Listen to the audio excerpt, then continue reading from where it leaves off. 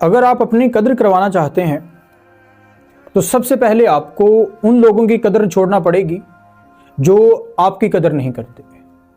यहाँ पे होता पता क्या है, हम बिला वजह लोगों की कदर कर करके उन्हें इतना सर पे चढ़ा लेते हैं कि वो लोग फिर हमारी कदर करना ही छोड़ देते हैं। हम बिना वजह लोगों को इतनी इज्जत देते हैं कि वो अपने आप में फनकार बनना शुरू कर देते हैं।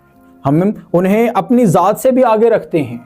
हम वो प्यार, वो मोहब्बत, वो इज्जत, वो मुखलिसी और वो वक्त अपनी ज़ात को भी नहीं देते जो हम उन्हें देते हैं। फिर जाहिर है लोग हमारी कदर क्यों करेंगे जब उन्हें बिना मेहनत के, बिना चीज़ों के सब कुछ मिल जाएगा। वो प्यार, मोहब्बत हो, इज्जत हो, वक्त हो, सब कुछ ऐसे ही मिल जाएगा, तो कोई क्यों हमारी कदर करेगा। सबसे पहले ज़रूरी है, अगर आपने अपनी कदर करवानी है तो उन लोगों की कदर करना छोड़ें जो आपकी कदर नहीं करते।